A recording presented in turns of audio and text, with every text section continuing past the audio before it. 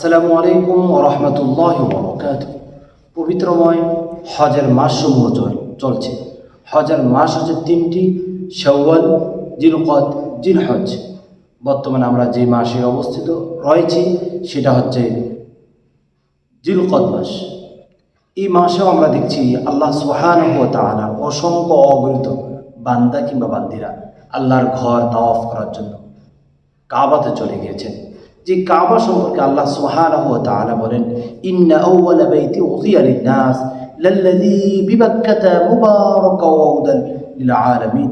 অন্যথায় আল্লাহ তাআলা বলেন, এই ঘরের মালিকের ইবাদত করলে লাভ হবে কি? ফালিয়াবুদু রাব্বা হাযাল বাইত আল্লাযী আত'আমাহুম মিন জু' ওয়া আমানাহুম মিন খাউফ।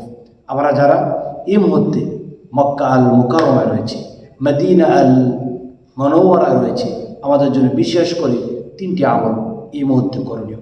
একটা আমল হচ্ছে, যখন আমরা কাবা ঘর তাওয়াফ করব, বারবার বলবো লব্বাইক আল্লাহুম্মা লব্বাইক লব্বাইক লা শারীকা লাক লব্বাইক ইন্নাল হামদা ওয়ান নি'মাতা লাকা ওয়াল মুলক লা শারীকা লাক।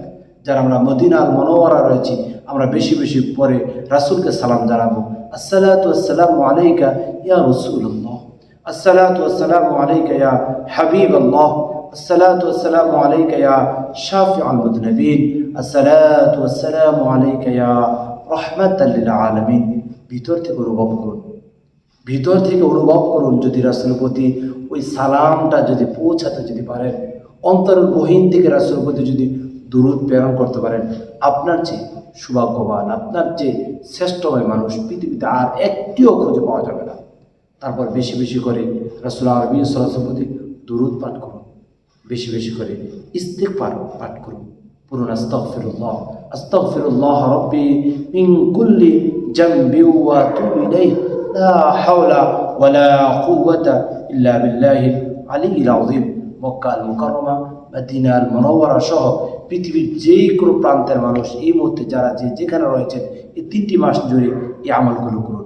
বেশি বেশি করে দুরূদ পাঠ করুন, ইস্তিগফার করুন, আল্লাহ সুবহানাহু ওয়া তাআলার কাছে প্রার্থনা করুন। আল্লাহ তাআলা ওই কাবা ঘরে যারা গিয়েছেন তাদের দোয়াকে যেভাবে কবুল করবে, হতে পারে আমাদের দোয়াকেও কবুল করে নেবেন, সে আশা ব্যক্ত করছি।